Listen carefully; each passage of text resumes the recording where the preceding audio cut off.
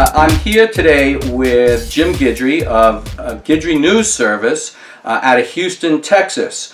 Thanks for giving us a little bit of your time, Jim. Well, thanks for asking me.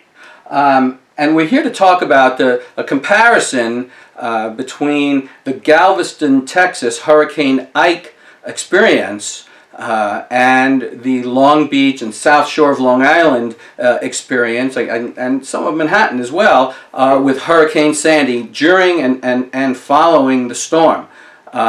So one of the reasons that we're looking at Galveston as opposed to some other places that have been impacted by hurricanes in recent years is that it seems to be shaped rather like Long Beach, which is an island just off the mainland, and it seems to be a somewhat analogous situation. Can you tell us a little bit about Galveston and taking us into how it was when the storm hit? Sure. I'd like to go back 100 years, though. Okay. Because we should not have been surprised by the storm surge of Hurricane Ike. The 1900 storm, which is on record as the greatest disaster in American history, took 6,000 lives at least, some say 10,000. It was a larger storm. It was probably a Category 4, whereas Ike was only a Category 2.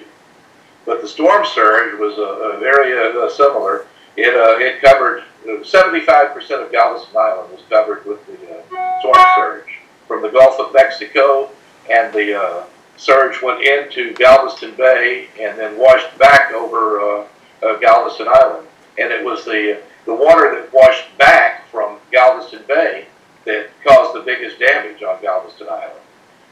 The reason I'm starting this way is that I understand that the East Coast, the Northeast Coast, had similar experience in the 30s. Yes, 1938, yeah. So the main message here, and I say it in Galveston all the time, is this should not be a surprise. You can talk about global warming, you can talk about rising sea levels, but from time to time, every 100 years on the Texas coast anyway, we get one of these superstorms that just inundates the coast. Yeah. Thus, the similarities, again, that's what you were asking about. In Galveston and on the Texas coast, we're talking about storm surge prevention. There is the Dr. Bill Merrill from Texas A&M University at Galveston has proposed what he's calling the Ike Dike. But it's a coastal spine that is designed with the technology that was used by the Dutch.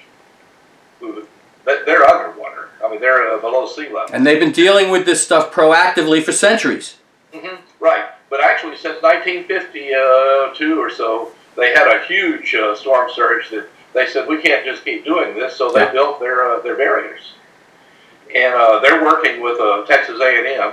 There's also a competing system from Rice University that they're talking about building what they call a Centennial Gate, which is further up the ship channel, closer to Houston, which would protect the petrochemical industry on the Houston ship channel.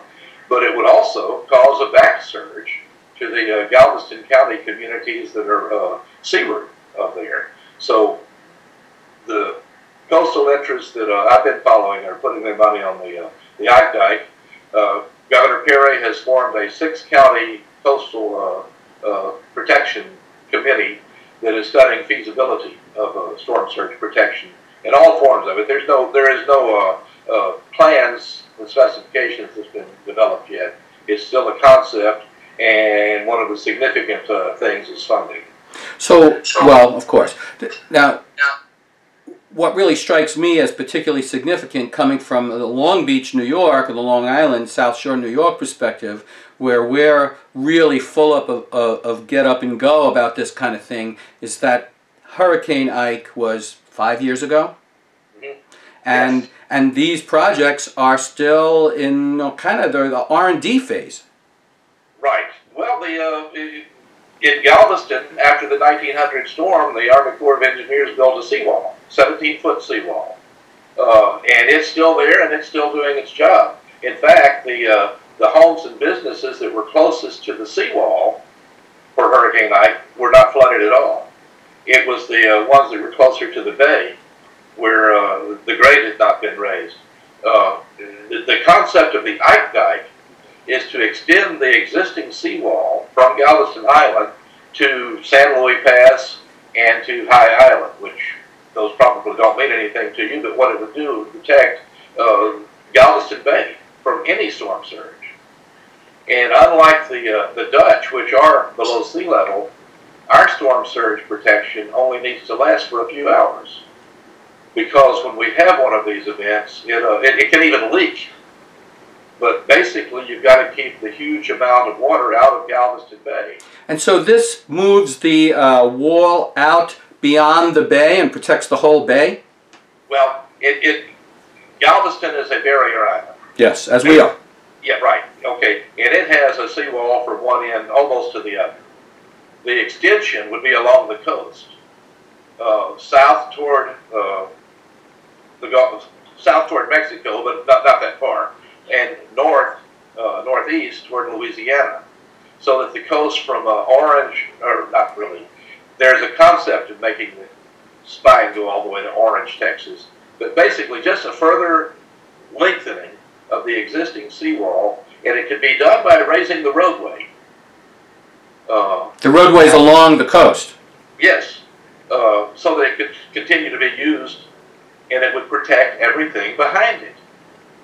Now, of course, anything seaward on the beach still would be subject to storm surge.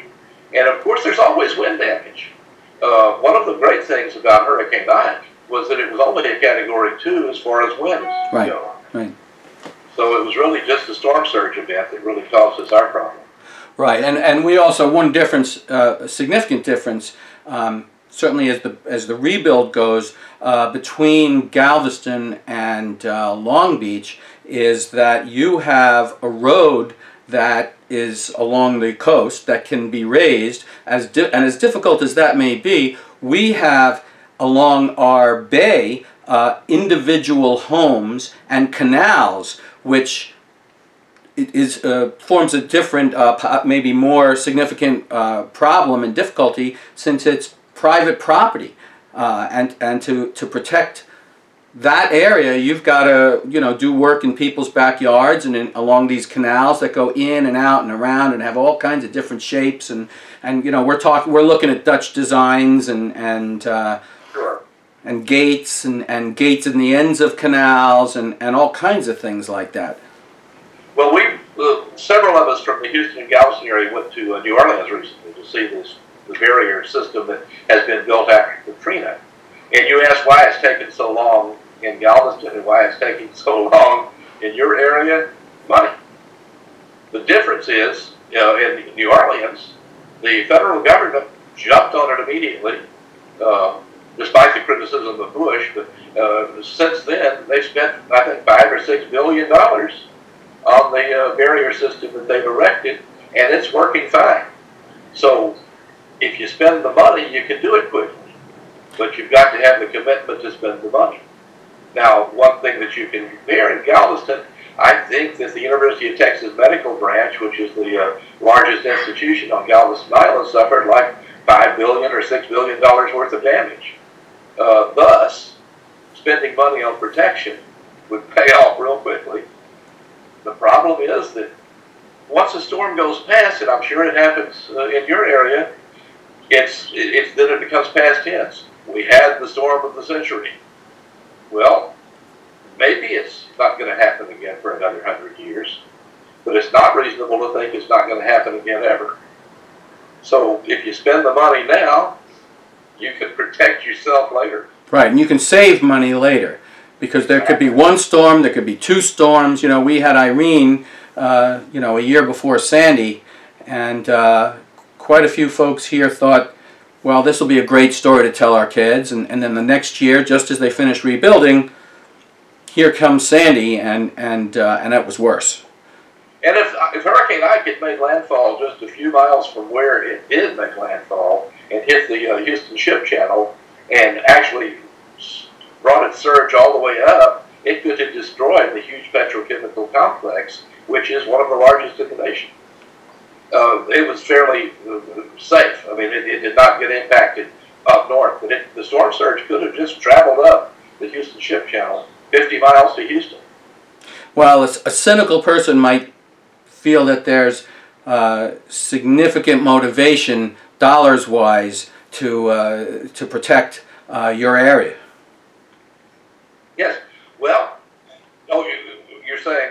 I mean, in terms of shipping and the petrochemical industry, and you know, protecting people is important, but protecting that kind of infrastructure is pretty important too. Oh, most certainly. It's for national purposes.